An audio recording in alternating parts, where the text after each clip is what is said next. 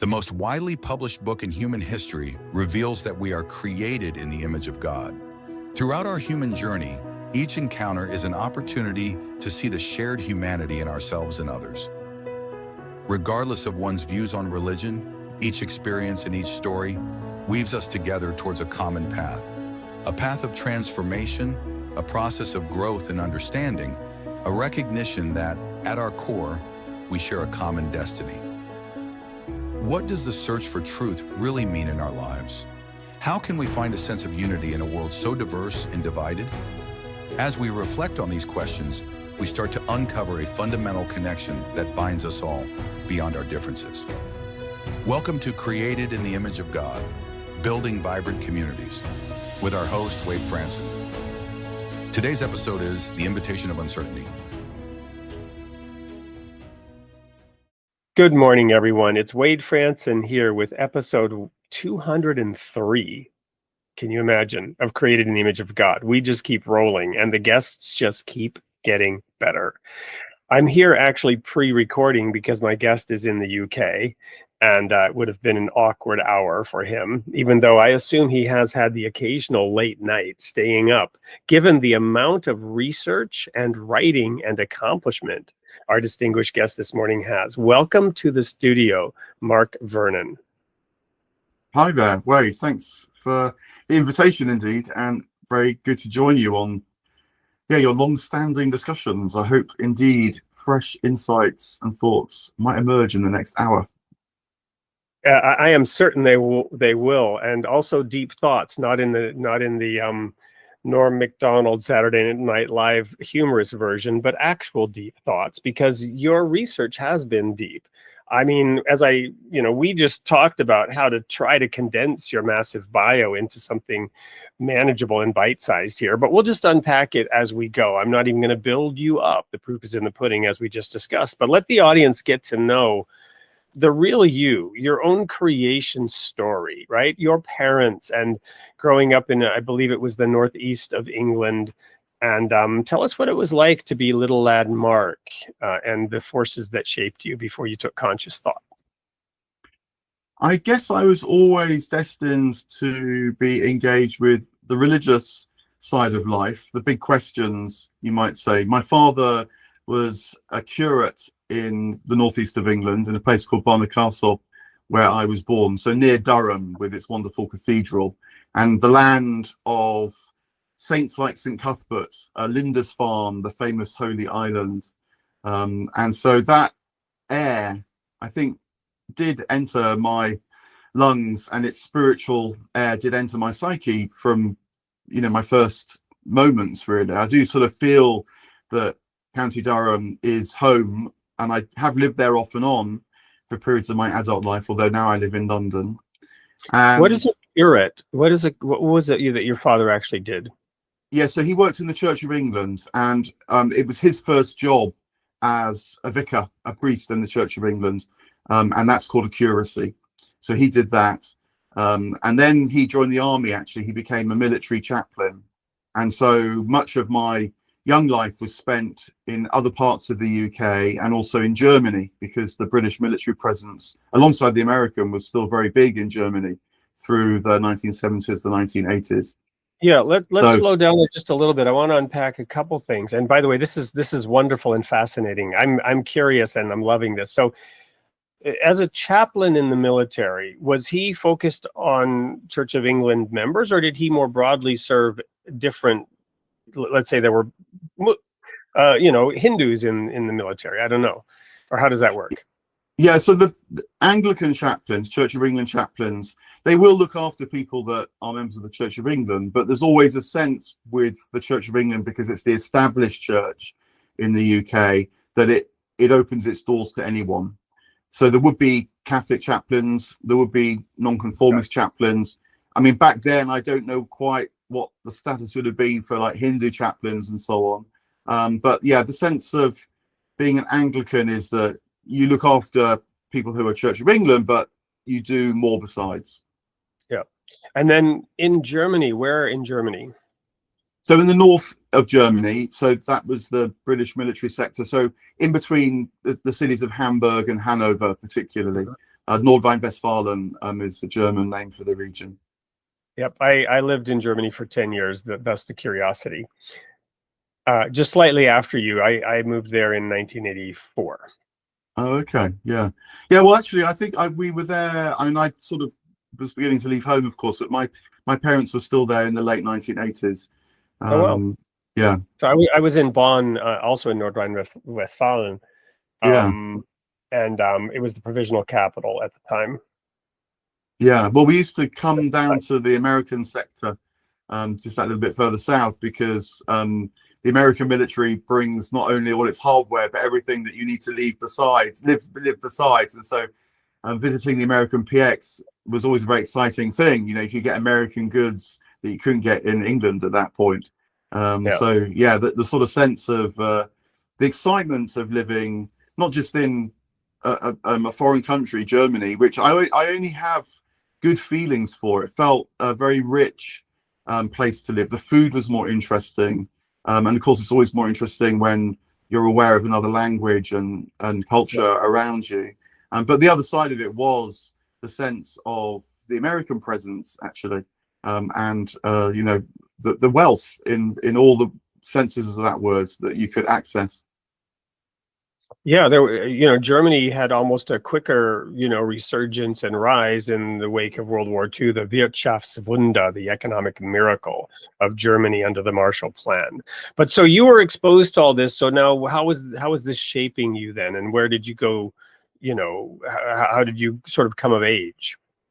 Well, the other big influence would have been my schooling, because I went to a boarding school, which was, common amongst military kids. And that was, I found that very mixed. It was a very aggressive, quite traditional boarding school at the time. And so it's left me with even now a residual kind of wariness, being careful about who knows what and, what threats there might be. I work as a therapist now, and that's been a big part of my liberation, really, from that side of boarding school. But on the other hand, the sense of belonging to a community, the sense of life and its possibilities. I always did well academically, so I was affirmed in that way. And the religious element kept going, because it was a Church of England Foundation boarding school. And so I was very involved with the music, particularly of the college chapel. Yeah, so growing up in sort of an institution like that, did you just immediately assimilate everything that you learned with the mother's milk and with your father's, under your father's protective umbrella in the military and his involvement? Or did you question this, that, and the other thing? I did certainly question, but probably not until later, probably not until after I left school. The ideas side of things always fascinated me. And but there was the skepticism in the sense of wanting to understand more deeply rather than dismissing. And when I left school and went to Durham University, back up to the northeast, I did physics there. And that was the first time, I think, that I really began to question things religiously. I was never an atheist, but I did go through periods of agnosticism and got picked up again by the local bishop in Durham, who I knew because of sort of mutual friends or something like that. And that's what nudged me towards another very important moment, which was getting ordained in the Church of England. So I was, for a while, a curate myself. I did this first 3-year period in a Church of England parish in the northeast of England. But then things really fell apart for me. I mean, on the one hand, personally, I got very lonely. It was the first time I'd lived alone, and I come from a very large family. Perhaps I should say that as well. I'm the eldest of 6 children, so the idea of being in a house on your own for the first time was a real shock. Actually, I had no idea what a shock that would be. But then also, what I didn't realise until I was actually ordained was that when you wear a dog collar, this item of clothing that Church of England clergy wear, and Catholic priests as well, you become an ambassador for the institution. And then I remember feeling, gosh, there's this kind of mask on my face that's called the church. And it felt very uncomfortable. And in retrospect, I didn't really have a vocation to be a priest, but at the time, I didn't really have the imagination to know how to express my interest in spirituality and religion otherwise. Yeah. So I got sort of rather caught in this curiosity, but then left. So that only actually lasted for 3 years. Now, is celibacy part of that experience in the Church of England, or no? No, that's not a part of the Church of England setup at all. Okay. So yeah, you're free to pursue family life and so on. Yeah. And on a personal level, was that something that you pursued or not? Not at that stage. No, I met my partner much later. Okay. So I'm having a little bit of an affinity here with this, because as you describe your own experience of being in and then out of that priest role, I was an ordained minister, different from a priest, but still, I mean, very much similar in terms of how many of the parishioners view you. I would say there's definitely a difference philosophically between a priest and a minister, and organizationally what our sort of credential really is, and our purpose even to a degree. But in our denomination, yeah, we still ministered rites, if you will, right? We didn't have communion, but we in our particular sort of off-center denomination, we kept the Passover once a year, and that's when communion would happen, right? The symbols of the bread and the wine once a year at Passover, along with the foot washing. So we oversaw that. In that sense, we administered it, but not as a priest, as a servant. And there's a difference.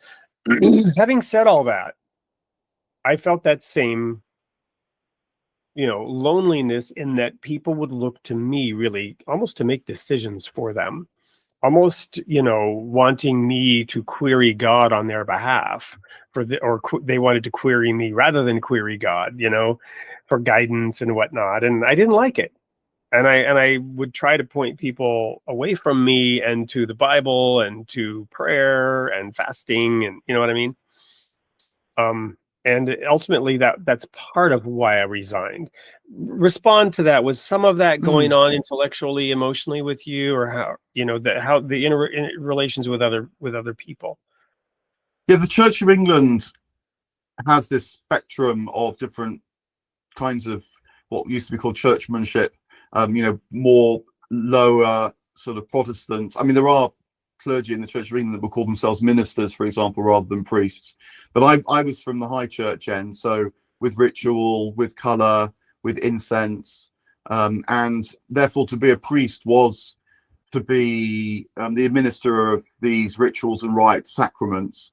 And that has its downside, of course, because they can become dead, but it has its upside, which is that there isn't so much to focus on you as a person, but more on what you're administering. I mean, there is still the function of preaching, and actually that was the one thing in a way that I discovered I enjoyed, was talking. And I subsequently became a journalist, and in fact writing a sermon is quite similar to writing an article in a magazine or a newspaper, about 1,500 words that have a punch straight, from the get-go and so on. So that was the one bit that I did take into what happened subsequently. But whilst in the church, I could, it was a catch-22, because on the one hand, the rites and the rituals that you perform that really help people. I mean, it's very obvious that, particularly say funerals, you quite quickly start taking funerals very regularly, and they're very powerful rituals that help people enormously. But you're also behind the screen with this mask on in order to offer that. And so I remember one particular incident where I was walking down the street in the town where I was working, and a woman who I subsequently got to know just a little bit, who was a single mother, and she saw me coming in a dog collar, and I saw her looking down in shame, and I suddenly realized that that's another side of the institution, that it can help people, but it can also inject a huge sense of guilt and alienation and shame into people because of all the assumptions that people have about a God. And now, of course, in England, the Church of England is very much on the wane. Very few people go to church now.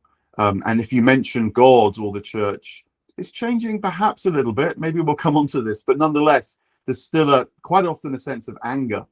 And I think that a generation or two on, that guilt that the church wittingly or unwittingly instilled in people, it's kind of payback time now a bit, and people are rejecting the church therefore.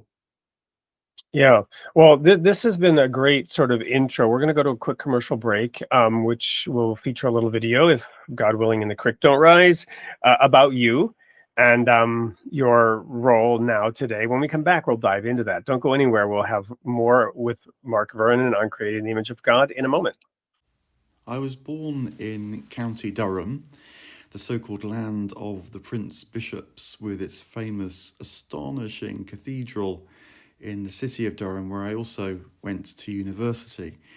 And the presence of St Cuthbert is much remembered in these parts, not least in the vast expanses of Northumberland and Lindisfarne, and I'm sure that this deeply affects my spirituality and sense of yearning. There's the nature of the place too, of course. I was even ordained for a while at St Cuthbert's, Billingham, a church now under threat of closure.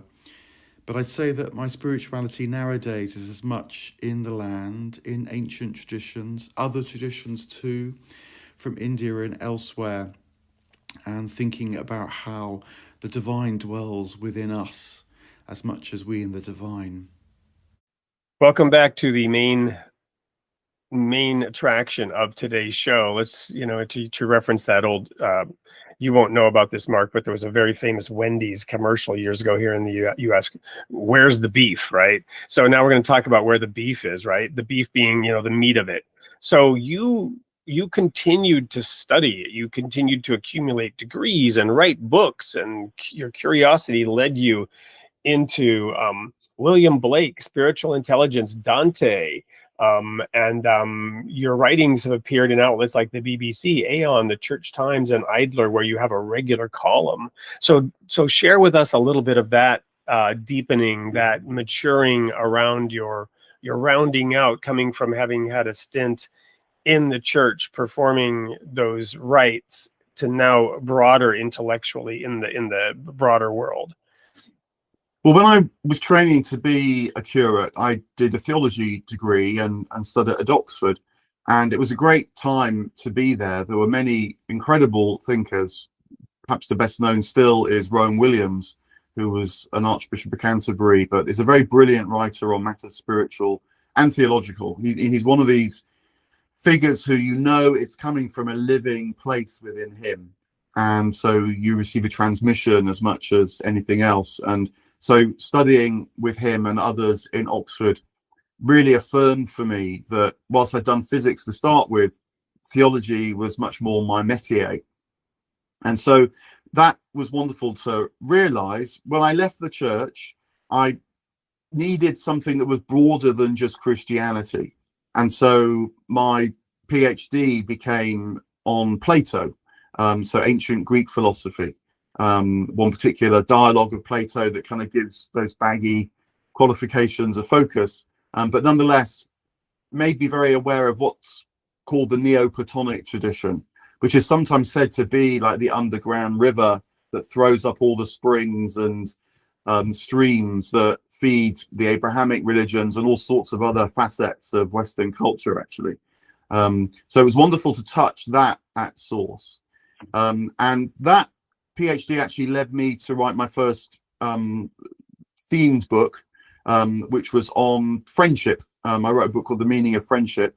And when I left the church, I'd started doing a lot of journalism. Actually, as it happened, it was in business and technology that I did a lot of journalism. I started writing for the Financial Times because there was a lot of that kind of journalism to write at that time. But I knew I didn't want to become an expert indefinitely in that area, and so the book came out on friendship, and that gradually pivoted me more towards writing about psychological, philosophical, spiritual, sort of the way of life kind of stuff, beginning with friendship and moving into other areas like love, and then subsequently, like you were saying there, focused almost on figures two or three of the great spiritual figures of the Western canon, you might say, like Dante, like William Blake.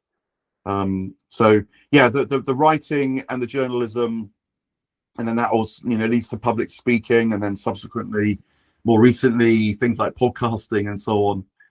It all emerged after I left the church. So Dante's a household name still even today. Perhaps was more of one earlier in my youth, but then we have a caricature of Dante, right? His Inferno. So in the Dante for Dummies world, how would you share your overview of Dante that maybe goes beyond the Inferno? Yeah, I mean, when I wrote my book on Dante, I wanted very much to make sure that I wrote quite as much about the Paradiso and the Purgatorio as the Inferno, because so often people kind of get hell, but it seems a tragic commentary on our times that people say they just don't understand the paradise.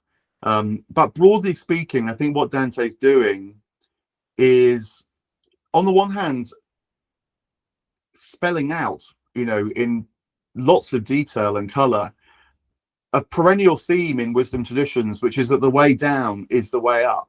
It's only when you've encountered the darkness that you can really give yourself to the light. It's only when you know of the hate and the envy and so on that is truly powerful, that you can trust that love is stronger.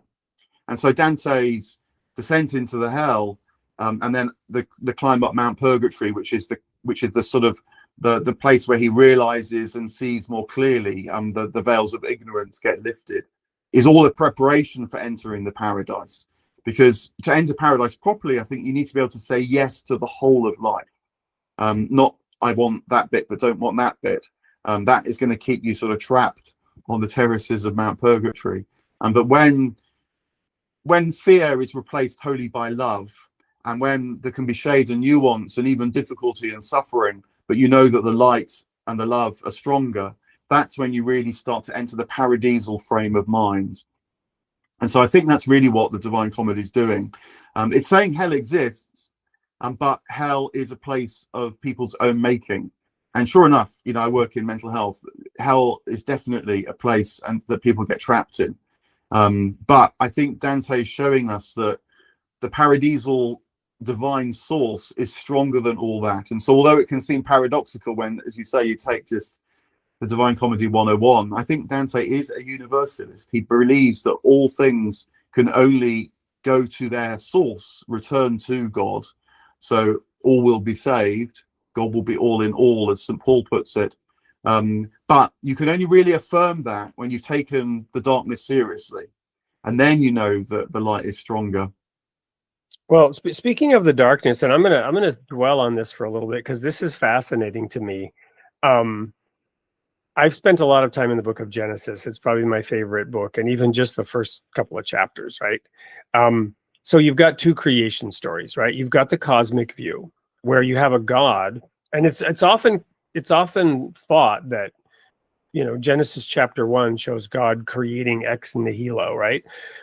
But that's not actually the full story there, because the primordial waters, the darkness, as you called it in that view, pre-exists God in that first story. The Spirit of God hovers above that primordial darkness. And there are those who say that, you know, oh, well, obviously Genesis 1 is cribbed from those Mesopotamian ancient, you know, creation stories. And I would say, well, you know, chicken and the egg, right? Which really came first, and who cribbed it from who and how and what? But there's one view of Genesis 1 in which it's cleaned up. So I have behind me this constant reminder, the sun and the moon.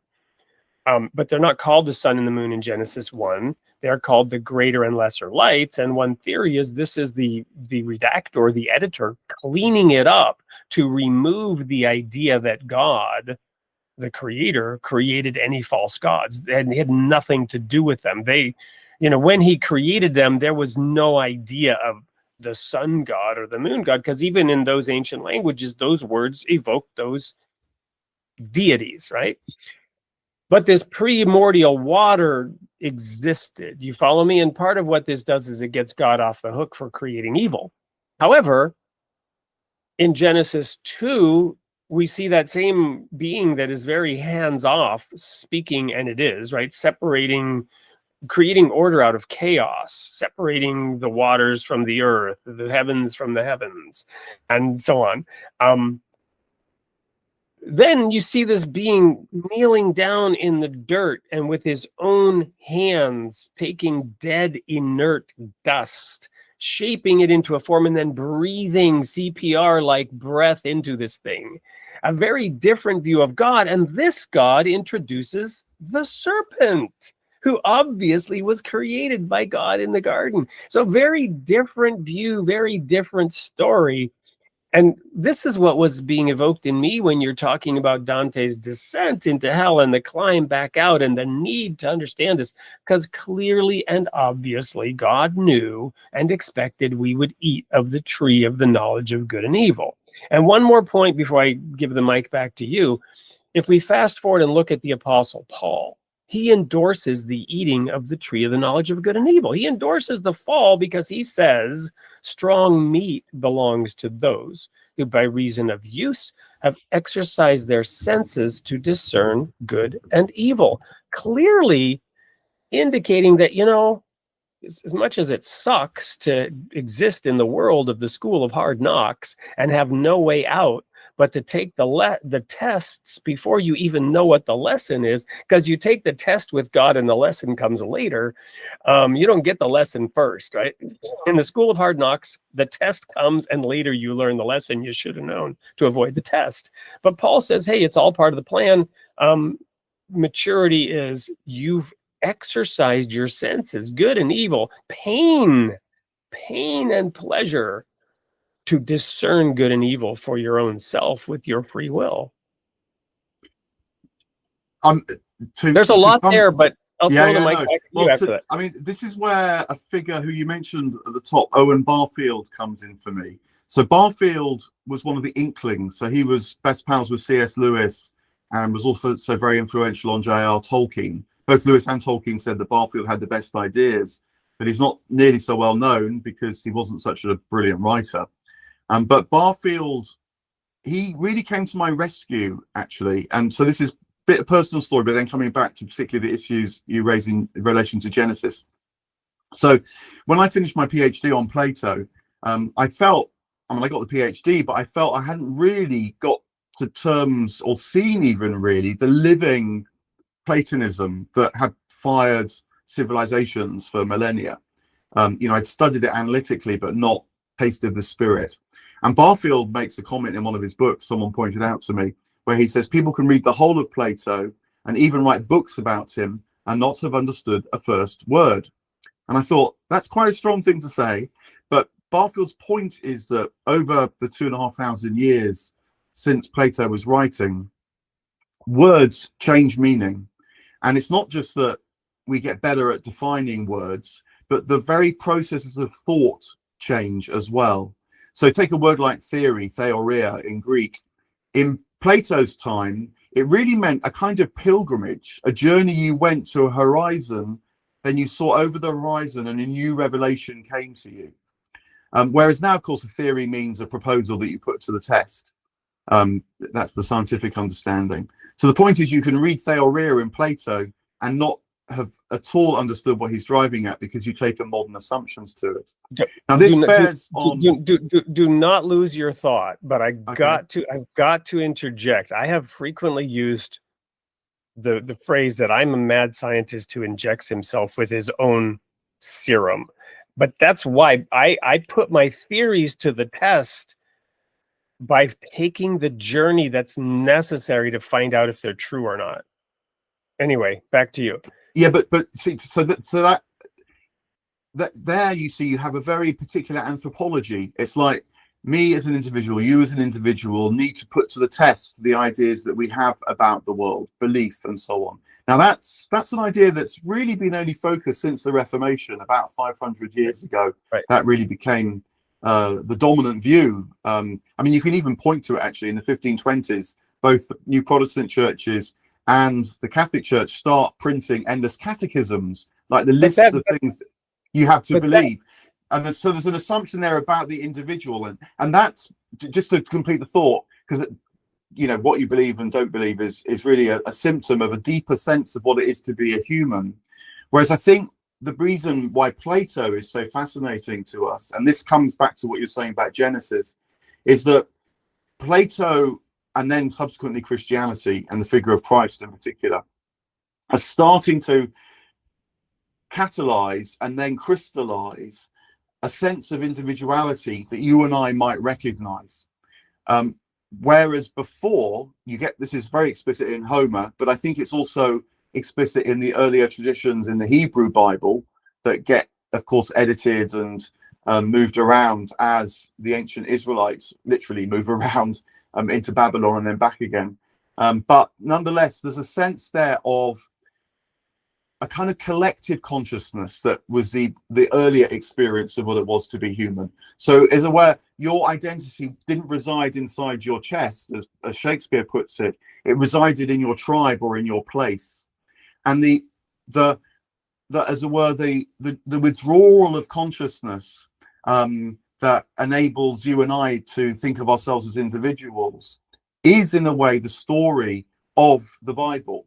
And so you can read these different traditions that are threaded together into particularly the book of Genesis. I mean, there's standard biblical scholarship, I think now, that Genesis has at least 4 different kind of traditions woven within it, and no doubt more besides. But to read them as, and ask yourself the question, you know, what kind of sense of what it was to be human, and also therefore what kind of sense of the divine is implicit in this particular text, in this chapter. And to address your point directly, my understanding therefore of Genesis 1 and 2 is that these were 2 different senses of the divine that were really, although Genesis is actually quite a late bit of the Hebrew Bible, strangely enough, even though it's the first bit of the Hebrew Bible when you read it, it's sort of, it's before the full monotheism has emerged. It's still you know, the God of the Hebrews who dwells on Mount Zion, that's still more or less the dominant sense. Yahweh on the way to becoming the only God, but at that moment, the supreme God amongst other gods. And so there is a sense, as you're saying, that this, as it were, one God amongst many, it's sometimes called, I can't remember the technical name now, but anyway, of course, therefore, there's going to be something before that one God amongst many, because it's not an original God. It's not the God that creates everything out of nothing. That comes later. Actually, you know, maybe only 500-600 years before Christ. Sometimes people point to sections in the latter bit of the book of Isaiah where you get full monotheism finally emerging. Yeah, so the idea that God is more like a demiurge hovering over what would have been called the pleroma, the kind of undifferentiated mass, and then drawing the forms of creation out of that undifferentiated primordial stuff. You know, that fits with an earlier story, and you get it in other Mediterranean traditions as well. You get it in Plato, and what happens before in Plato as well. Hesiod's Theogony, for example, has a similar kind of idea. But the point is, to try and crystallize things, is that when you have this sense of the evolutionary sense of things, which isn't just ideas changing, but the very perception of what it is to be human and what it is to know God and the rest of the natural world changing, particularly from a kind of outside in experience, which I think our deep ancestors had, to an inside out, which is what we have. And coupled to that, a sense of the one supreme God, monotheism, who you need to have a sense of your own individuality, because that oneness needs to be reflected in your own sense of oneness. You know, if you regard yourself as sort of dispersed through your group, you're going to see polytheistic deities round and about, because everything is dispersed. But it's only when you have a tight enough sense of yourself that you can know the one God. And I think this is why Christ is so important, because Christ is the figure who can say not only I am as a human, but I am as the divine incarnate as well. And so that's why Christianity spreads, I think. It finally crystallizes what had been unfolding for some centuries before. Wow, so fascinating, and so much. We're We're going to have to take another quick break, but I can see too, and I hope you'll be open to perhaps returning to the show to unpack some of this, because this is just I'm loving this. I hope the audience is as well. Two quick thoughts come to mind for you to think about while we go to a quick break. What you just said about Jesus, I've been thinking a whole lot too about that, and the Christ, and in the beginning was the Word. Because you've got that creation view that comes in John. Excuse me. But I was just trying to explain to my daughter, who's a teenager, right? And the teenage mind is beginning to get that sense of self, but is having, and it was a minor little thing, right? It had to do with a pickup of her car, and should she try to change, because she's a senior in high school, she drives herself. And long story short, I just said, look, you're looking at what makes it easier for you. And I'm trying to address what makes it easier for everybody, right? And what would be easiest for you would cause a lot of other people to have to go to a lot of effort. And Jesus said, think not, let this mind be in you which was in Christ Jesus, first of all.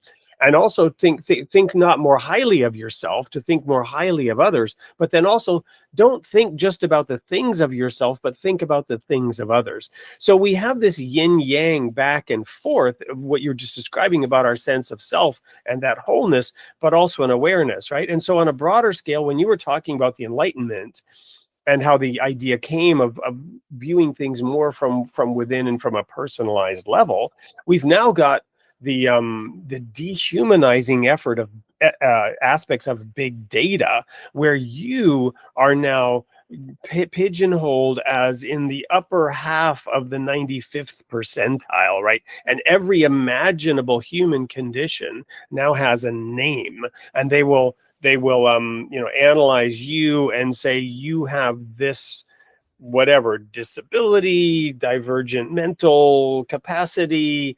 And we are sliced and diced and told what we are by big data. And what you think and feel is irrelevant, because big data tells you what you actually are. And increasingly, like this came up under COVID and people's perceptions there, any personal individual experience was just totally denied and canceled in favor of the meta narrative that had to be true, right? And individualized treatments and what was and wasn't happening in the hospital bed, in the hospital room, was completely denied in favor of there is this one narrative that at the highest levels we have decided. And I'm not actually commenting on the right or wrong of what was or wasn't done. I'm just saying you've got this dynamic evolving through history as we evolve and as we try to figure out what is the role of the individual, what is the role of an institution, right? We talked earlier about the priest and his role and what he does, and the fact that the Church of England and churches all over are in decline because of the distrust and the mistrust and the broken social contract between what the church was supposed to provide and didn't provide, or whatever institution, right? So the individual, the institutions, and the community, what are those respective roles, and how do you get what I'm saying? Yeah. So I'll put a pause button there and let you respond to that when we come back from this commercial break. Don't go anywhere. We'll be right back to have the concluding segment of Mark Vernon on the Created in the Image of God show today. Everyone wants a better future, but how do we get there? Throughout history, laws have been a guide, but somewhere along the way, ego and greed took control. What happens when law loses its connection to fairness and humanity? It's time to reconnect justice and freedom, to rebuild systems that support balance and prosperity for everyone. Economic justice isn't about control, it's about cooperation. And when we embrace it, incredible things happen. This book is your invitation to think differently, to see how freedom can lead to balance, and balance can lead to peace. The answers are simpler than you think. Let's find them together. Liberty and Justice of Economic Equilibrium by Bruce Kerber. Available now. Welcome back. Just before the break, I had posed a bunch of sort of stray and random thoughts in my head to Mark to get his perspective on the things that were impacting me from what he was unpacking earlier. There's a lot in all this, and I would love to talk more extensively another time, but maybe just pick up on this way, bring us more into modern times, and particularly the Georgian period. So a couple of hundred years ago, time of the American War of Independence, the height of the British Empire, the beginnings particularly too of modern science, really taking the form that we know it now. And one of the switches which occurs then actually is that the sense of truth starts to take on what we would now call its objective quality. So we now work with an assumption that if you want to know the facts about something, if you want to know the right theories in the modern sense, you have to extract yourself from it and, as it were, look on, study, observation, evidence, proof, and so on are all the things that matter. But 300 years ago, for example, that would have been thought a bit facile, because that's only to measure the surface of things, and the truth of things was really found by their interiority, their subjectivity, and their essence. And this all goes back at least to Aristotle and beyond. And so contemplating the true nature of something would have been to participate in its life, to harmonize with it. You know, intellect didn't mean a kind of dry abstraction. It meant a knowing in the sense of understanding the dynamics, the way of life, because you shared in it. And so this is one of the big switches that Barfield and others were onto that's occurred quite recently, actually. And so now, in an age of the silicon chip, the transistor, this extraordinary computer power, you know, moving at the speed of light through printed circuit boards, able to deal very, very marvelously with enormous amounts of data, there's a whole preparation that makes the world ready for that. It's a bit like if you had a car but there were no roads, the car would be completely useless no matter how fancy the car. Similarly, there's a whole kind of interior landscaping that has to go on in order for these extraordinary things called the modern computer to have purchase on our lives. And in particular, that which is objective needs to be valid much more than that which is subjective. So, you know, in terms of what you were saying just before the break, we have to value the process, you might say, more than the personal. And also, I think the way that commands, order, law, rule, technology needs that too, because it needs programming. And the modern world is structured by a kind of legal framework, a bureaucracy that's enabled by technology to an extent that would have shocked and, you know, more than surprised most humans for most of history. I mean, in ancient Greek world, for example, the word for law, nomos, really means much more kind of customs and traditions, patterns of living that bring people together, not what Francis Bacon, you know, it's a very important figure for the emergence of modern science, switched and called lex from the Roman for law, which was the word that the Roman general would use to command their troops. So now we understand nature to be obeying abstract necessities, not in some kind of dynamic communion, participating with the life of all things. So again, this sort of, when you have this sense of the evolution of the modern consciousness that's happened even in the last 200 or 300 years, then very particular crises, such as you were referring to with COVID, of course, in the middle of the crisis, that which you trust the most is that which you turn to, which is the objective process, rather than, and it can, in a crisis, readily overwrite the personal engagement. So I think that, you know, what we felt 5 years ago and are still working out and trying to understand is part, I think, of a more general shift of consciousness that's saying, you know, have we got this right? A world that allows the algorithmic such purchase for all the good things that it brings, because clearly it brings astonishing things as well. Do we need a kind of correction? Do we need an adjustment? And figures like Barfield would say we do. And in fact, there's already a dynamic at play that's working that out. And you can understand that dynamic much better when you understand how the situation currently arose in the first place, because that brings a kind of freedom through an understanding that recognizes the space in order to move into a different tomorrow and to participate in that change, you know, rather than just going down the route of either firefighting, sort of whack-a-mole, trying to prevent symptoms popping up again and again, you know, or of course the, you know, the conspiracy, the rage, whatever else that is so prevalent in our times as well. This spiritual analysis, I think, is absolutely fundamental. Well, thank you. I want to switch the tone. I want to continue this topic, but from a completely different sort of tone, and dive more into the psychological side by the use of monsters as a metaphor.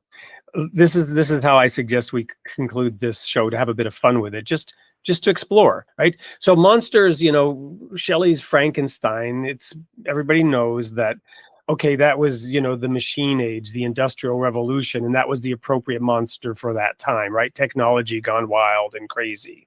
Vampires are an interesting monster, right? Completely different dynamic going on, sucking the life out of other people, can't see themselves in the mirror, right? There's a whole nother thing, and I've used the analogy of vampires a lot to describe some of the stuff that goes on. I was in a situation once where it was clear that the person who was ministering and serving, and his heart was good and he was respected and loved, but he was actually a spiritual vampire who was sucking the spiritual energy out for his own idea of his own calling, which was necessary, and he was doing it in a loving way, but nonetheless, you follow me? But the monster that I want to talk about here is the zombie, right? The modern monster, where the other zombies eat your brains, and now you mindlessly pursue the same goal, which is to eat other people's brains, right? This is a monster that's had a long run now, and it seems like a fitting and appropriate monster. So from a psychological perspective, do these different monsters sort of give us the ability to detach and objectively look at things while also adding a bit of levity while retaining gravity, or, you know, seriousness, because monsters are monsters? I love the discussion of monsters. Chimeras are the ones that I particularly like, but sticking with zombies and referencing the Divine Comedy. So in the Inferno, Dante and Virgil encounter zombies, or at least they encounter the souls that are in the afterlife that have left the empty bodies, the zombies, living on Earth. It's a very low circle of hell, near to the heart of frozen hell itself. But what's fascinating about that is that Dante realizes in paradise that zombies are a tragic, disastrous perversion of a truth. And this is a general principle that's in Dante and actually mainstream Orthodox Christianity as well, that evil is always a perversion of the truth, of what's good, what's beautiful. The ugly is a distortion. It's not something that has a life of its own. It's a failure to achieve life in some way. And I mean, I think you mentioned this phrase earlier on, actually. Paul will tell us, let the mind of Christ be within you. And he'll say of himself, I no longer live, but Christ lives within me. Now that is the true replacement, or at least I shouldn't really say replacement. That's the true discovery, right, of your humanity, where your own mind is actually part of the bigger divine mind. Yeah. And the zombie, therefore, is a kind of perversion of that, where the mind is just removed into a kind of automaton. And I think these monsters, chimeras, zombies, they all have their divine correlates. And so whenever people mention monsters and so on, we could throw the Borg from Star Trek into this mix, which is a different version of that, right? Anyway, go ahead. No, I think that, you know, when people play the Frankenstein cards to make you terrified of modern technology, there's a truth and a warning in that. But ask yourself, people rarely ask the next question, you know, because it's also, you know, Mary Shelley also references Prometheus in the title of Frankenstein. And Prometheus is the human that steals the fire from God, but that finds the way to the gods as well. And so asking ourselves, what are we really searching for in the development of these technologies? And can that very search remind us of the perennial truth, the perennial wisdom, which is that we don't need the technology to find the divine, because the divine is always already within us. And then the technology can serve us. It needn't become monstrous. It can just become another tool. But I think when we forget, and another word that's very telling in this discussion, I think, is the word transhumanism. Because again, transhumanism is now a word that's being co-opted by the tech bros, saying that what you need is the technology to extend and remove human vulnerability, even death itself. But Dante is the coiner of the word transhumanism. Again, when Dante is about to enter the paradise, he says, and now I must transhumanize. And what he means there is he must discover the divine within him, that is the source of his humanity, but also exceeds his humanity. And when he's able to do that, he's able to rise into paradise. So always look for the truth, even in the midst of the darkness. That would be the general principle. Well, we're out of time, and I desperately want to have you back, but I will give you now one more moment to just sort of wrap up. What do you want to leave the audience with today after today's session? Maybe another reflection on this similar thing, that I feel another dynamic that is very dominant is the sense that somehow life is scarce, it's fragile, it's going to fall apart. There's a meta crisis, collapse, is coming our way. And I think this is because we've lost touch with the truth of reality, which is that it's abundant. God constantly pours out into the creation, and life constantly flows through us. The imagination is not something that I might have, that you might have. It shapes all things. And so shifting to a kind of service that's giving from the abundance within yourself, I think that's another fundamental shift of perspective that is struggling to be born in our times. Amen to that. Mark, thank you so much for your time today. Thank you to the audience for bearing with these two theoretical, wanting to talk. I've so thoroughly enjoyed this time with you, Mark, and the richness of your research, and I hope that the audience has as well. Don't go anywhere though. For the audience, there's one last thing, and that's the sneak peek of next week's show coming right up. And Mark, you'll get an invite to return. And all the best to you, and thank you. Thank you. Good to talk about these things. All right. Bye now.